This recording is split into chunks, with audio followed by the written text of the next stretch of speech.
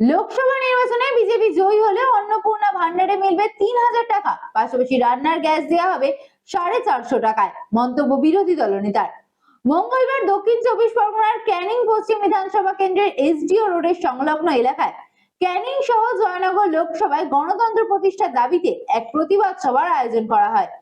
এদিনের প্রতিবাদ সভায় এসে তৃণমূল আশ্রিত দুষ্কৃতীদের বিরুদ্ধে সরব হলেন রাজ্যের বিরোধী দলনেতা শুভেন্দু অধিকারী।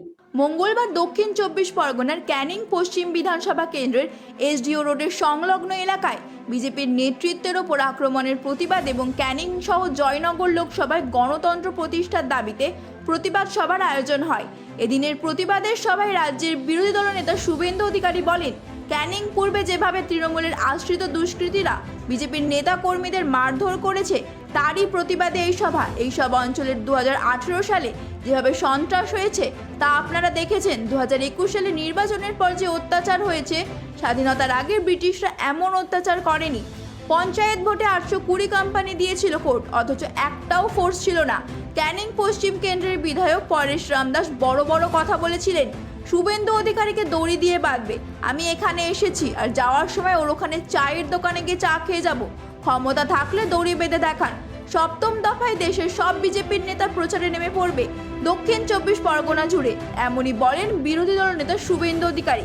এই সরকারটা বেশি দিন থাকবে না, আপনারা লোকসভায় বিজেপিকে আনুন। বিজেপির সরকার এলে অন্নপূর্ণা ভান্ডারে ৩,০০০ টাকা করে দেওয়া হবে, রান্নার গ্যাস 450 টাকা করা হবে।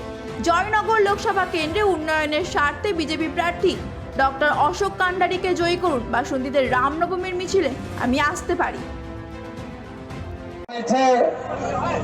সপ্তম দফায় এখানে ভোট কেন্দ্রীয়, আপনারা ধীরে ধীরে প্রচারেও নেমে পড়ছেন। আজকে আমরা এসেছি গত কয়েকদিন আগে শাহজাহানের এক অনুচর হোসেন শেখ, তিনি আমাদের মন্ডল সভাপতি সুব্রত দাস সহ অনেক কার্যকর্তাকে মেরেছেন। তার বিজেপির পতাকা টাঙাচ্ছিল তারা। আমরা হস্তক্ষেপ করেছি, চিকিৎসার ব্যবস্থা করেছি, এফআইআর করেছি। নির্বাচন কমিশনের সিওর কলকাতার অফিসে আমি সহ নেতৃত্ব গেছি এবং আমাদের যা প্রাইমারি কাজ আমরা করেছি।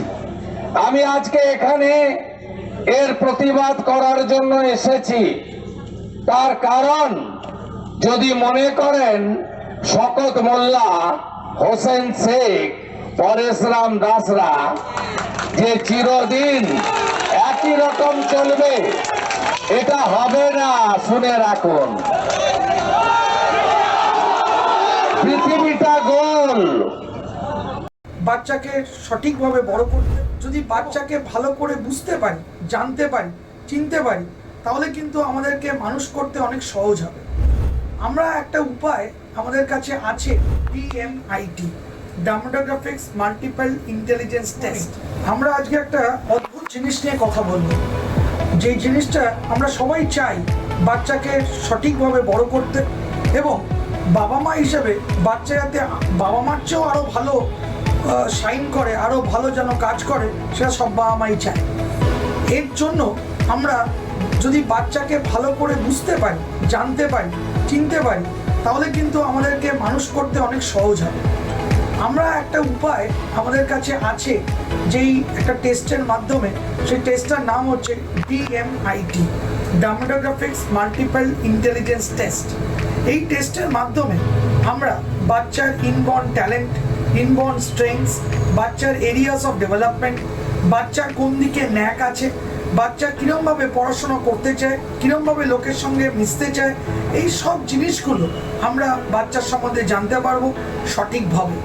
যদি আমরা এটা জানতে পারি, তাহলে আমরা বাচ্চাকে সেই রকমভাবে তৈরি করতে পারবো, এবং তৈরি করতে পারলে বাচ্চা ভালো ফল করবে, শুধু পরীক্ষায় না, জীবনও সে ভালো করে দাঁড়াবে, যেটা সব বাবা মার ইচ্ছে। হ্যাঁ, আমরা আজকে এখন দেখাবো এই যে অদ্ভুত যে প্রসেস বা অদ্ভুত যে একটা টেস্ট, সেই টেস্টটা কি করে হয়। যে টেস্টটার নাম DMIT, demographics multiple intelligence test. Saugata, এবার তুমি শুরু করো। আমরা একটা ফিঙ্গারপ্রিন্ট মেশিন নিয়ে এই কাজটা করা হয় এবং এই ফিঙ্গারপ্রিন্ট মেশিনে কিন্তু শুধু ডিএমআইটির জন্যই কাজগুলো করা যায়।